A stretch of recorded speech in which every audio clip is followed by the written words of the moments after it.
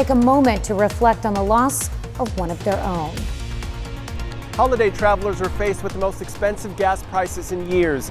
I'm Anthony Pura, and I'll tell you when those costs could start coming down. Also, new images and video clips are released of missing tennis superstar Peng Shuai. The 4 states' most watched news starts now. Friends, family, and fellow first responders come together to pay final respects to Baxter Springs firefighter. This is KOAM News at Noon. I'm Tanya Bach. Topping our first 7 minutes, full firefighter line of duty death honors were presented Sunday to Lieutenant Malachi Brown. Lieutenant Brown passed away November 10th from injuries he sustained while working a house fire on October 15th. Yesterday, community members lined the procession route and placed flags along the side of the road. Brown leaves behind a wife and 3 children. He was 32 years old. The OSBI identified 2 people found dead in Grove, Oklahoma. They are 68-year-old Deborah Jo Van Ostrand and 69-year-old William Harrigan Rambo II. The 2 were found dead in a Grove home on Diller Drive back on November 9th. The OSBI says they are investigating the deaths as suspicious. Prosecutors charge a McDonald County, Missouri woman with murdering her husband. Investigators say Dawn Wynn is now charged with second-degree murder and armed criminal action. Last Tuesday, deputies responded to a home on Pleasant Grove Road west of Anderson. When officers arrived, they found Wynn's husband, Harold Lee Wynn, dead from a gunshot wound to the head. Authorities arrested Wynn at the scene. And a jury returns a guilty verdict for a Cherokee County, Kansas man accused of attempted first-degree murder. 38-year-old Brian Waterman is now awaiting sentencing on that charge and additional charges of aggravated kidnapping and aggravated burglary. It took the jury less than 2 hours to return the guilty verdicts. The charges stem from a 2016 incident in which Waterman broke into a Baxter Springs, Kansas home, stabbed a man, and doused him with bleach. Well, we've got sunshine to start off the work week. Let's go to Michael with a first look at your forecast. Also, too, Tanya, this should be the last time that we dip below the freezing point until we get to that Black Friday shopping day. Ooh. Yeah, just in time, but at least we're headed in the right direction as we get closer to Thanksgiving. Live look outside at Television City, little blue cloud. Being able to just make it through the lighter cloud cover. Daily almanac for today would put an average high at 56 degrees, and that is exactly where we're going to end up this afternoon. So very, very seasonable, which means we actually have another, say 8 to 10 degrees to go before we top out. So it's going to be delightful, and a large reason for the warm up is going to be a little bit of the wind. We'll dive into that in just a little bit, but let's take a look at the Skywatch storm tracker, where really everything west of the Mississippi rather mundane right now. While it's a little bit cool in the upper plains, got a little warm swath that runs from the Gulf all the way through portions of western Kansas and into Nebraska, and all that rain stays on the east coast. As we push through afternoon, sunshine will stick around, clouds coming and going just a little bit, but very, very clear overnight. So let's talk about travel plans for Thanksgiving. Future track as we push all the way into Tuesday evening, absolutely fine. And then cloud cover for Wednesday, but that's all it amounts to is clouds until we get to Wednesday evening. Formulation of rain then begins. Starts off light. Won't see the heaviest of it until really we get into late Wednesday, early Thursday morning. And here's the nice thing, if you can delay that trip for just a little bit, if you want to leave on Thursday, look at this. Really, by the time we get to sunrise on Thursday, we're just about done with it. So Mother Nature, while feeding us some rain, is cooperating just a little bit. Tanya, for those in our audience not sticking around in the 4 states, we'll do a little national travel watch as well. Also talk about the difference between why we're going to be in the 60s for Tuesday and Wednesday. Oh, wow. Compared to why we're going to be in the 40s for the actual holiday. All right. Thank you, Michael. Well, millions of Americans are headed for their holiday destination. As Anthony Pura reports, many are hitting the road and seeing some of the highest gas prices in years. College student Raymond Shaw is driving about 400 miles from Southern California to the San Francisco Bay Area to be with his family on Thanksgiving. And this year, it's a pricey trip. Just filled up my car. Last week it was like $70 for a full tank. AAA says 48 million Americans will drive for Thanksgiving, almost 4 million more than last year when the pandemic kept many people home. And drivers are seeing much higher gas prices. The national average is up more than 60% in the past year. As the economy reopened this year, the need for fuel increased, but oil production has yet to catch up with demand. Oil supply has lagged far behind, pushing up the price of oil to some of the highest levels in 7 years. Patrick DeHaan from GasBuddy.com predicts the national average for gas will be $3.35 during Thanksgiving. But there is good news. Prices are starting to tick down and could continue to drop in the coming weeks. I would expect the downward trend that's just starting to gain momentum will last into early, potentially in mid-December. It could run longer than that, just depending on how supply and demand continue to fluctuate. Shaw is looking for other students headed the same direction he is. And I'm looking to carpool with them. And we split the gas price together, so it's much cheaper. But he says whatever it costs, it's worth it to be home for the holiday. Anthony Pura, CBS News, Riverside, California. Well, police have a person of interest in custody in connection with the deadly vehicle rampage at a holiday parade in Waukesha, Wisconsin. At least 5 people were killed yesterday and dozens more hurt after a red SUV sped through the crowd. Preliminary information indicates the suspect was fleeing another crime scene, possibly a knife fight, when he plowed through the parade. Among the dead, members of the Milwaukee Dancing Grannies, who were performing at the time. That's a look at today's top stories and weather in our first 7 minutes. Up next on KOAM News at noon, why newly released images of Chinese tennis star Peng Shuai are creating even more questions. And later, we're making cranberry pecan relish in the Mr. Food Test kitchen. Chinese tennis star Peng Shuai resurfaces after nearly 3 weeks of silence and worldwide worries. She had been detained in China. Her appearance comes weeks after she accused one of the Communist Party's top leaders of sexual assault. CBS's Ramy Incencio reports from Hong Kong. The IOC released this single still from that video chat of a smiling Peng and a statement that said she was at home in Beijing and wanted to have her privacy respected.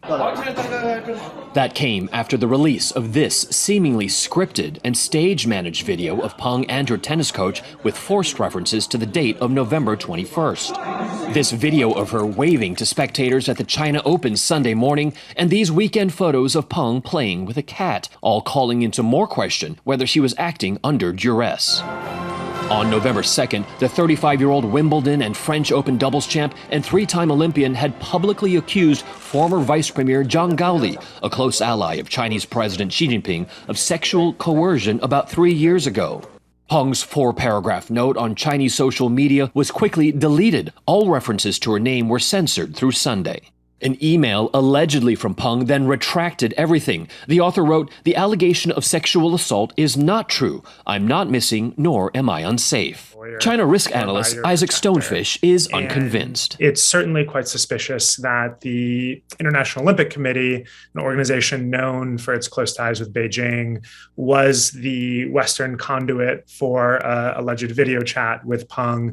The Winter Olympics in Beijing are set to start in just a few months on February 4th. The Women's Tennis Association had threatened to pull all of its games out of China. At the very least, the world now has the answer to where is Peng Shuai. Now it's a question of whether Beijing will launch a probe into Peng's accusations of sexual assault by a top Communist Party official. But with Peng now smiling and calling for privacy, it at least feels that an investigation of any kind is further off than before. Ramy Incencio, CBS News, Hong Kong. Still to come on the KOAM News at noon, Mr. Food. Today, I'm going to show you how to turn these tart berries into cranberry relish in a matter of seconds. On your mark, get set. But first, Michael Aislip returns with your complete forecast.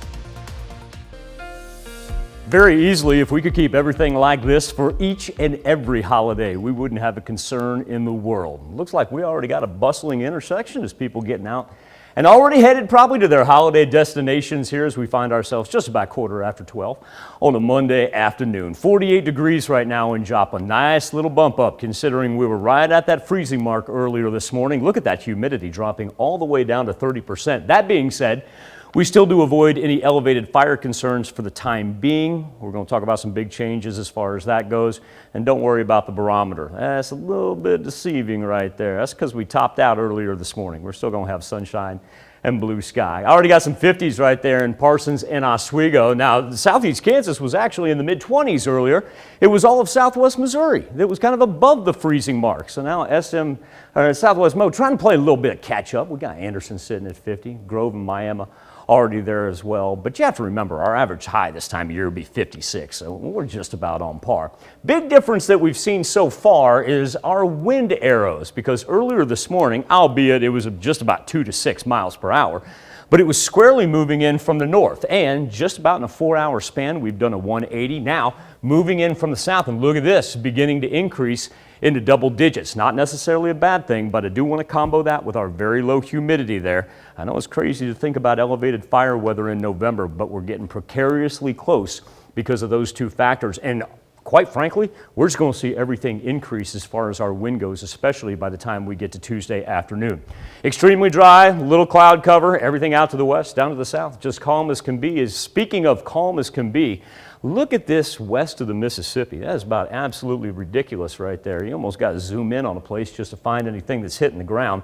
And even the precipitation that we had earlier that lasted from the Gulf to the Mid-Atlantic, it's now pushed off into the ocean for the most part. We got a little bit lingering to the northeast. And really the jet stream, as it progresses to west to east, going to take a whole lot of that cooler air, push it through the Great Lakes.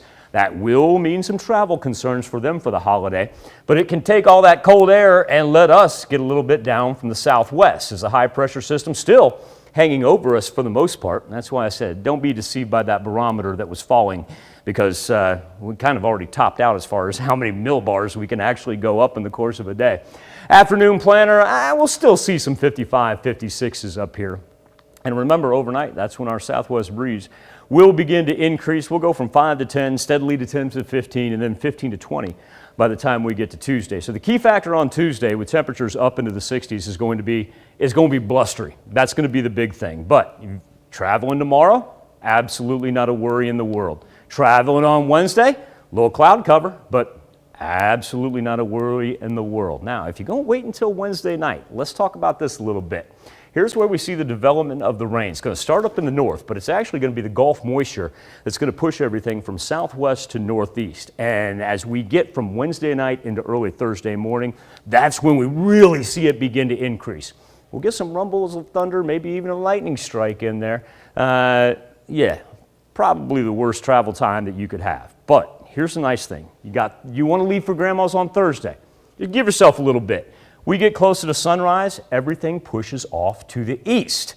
Let's talk nationally. All right, you're going to jump on a plane, you're going to head somewhere, everything looking good. This is the old misery map. We haven't used this in a long time because none of us have been traveling. Our good friends at FlyToWhere bring us each and every year when we take a look at our holiday travel. Really, your biggest concerns are going to be down there at George Bush and Combo, LaGuardia. And JFK, and you know what? That's absolutely normal for them. That's normal everyday travel as far as they're concerned. Now, as far as the national perspective, let's say you're going to drive, regionally speaking, you're still going to be good except for that same time frame, late Wednesday night into early Thursday morning. Unless you're going off to the east and you're going to follow the rain, you're going anywhere else here in the region, Thursday and Friday are shaping up great. Tanya, I do want to point out, if you want to go wait in line on Black Friday, layer up. Go ahead down back below the freezing point. But then Friday, Saturday, and Sunday. Let's say you're going to spend Thanksgiving at home, then go see Grandma. Not a worry in the world. Yeah, if we can get a little bit warmer temperatures on Friday, that'd be nice. Average high this time of year, 56 degrees. Yeah. Saturday and Sunday, 56, 57. You could be calling for 30s and snow on Friday. That's so right. We can beat that. All right, thanks, Michael. We take this time to honor today's four-state hero, Corporal Edward McDowell in the U.S. Marines. The Fort Scott native joined the GS Company and served tours in Iraq from 2003 to 2005. That's where he received a total of 9 medals. To Corporal Edward McDowell, we thank you, our 4th state hero.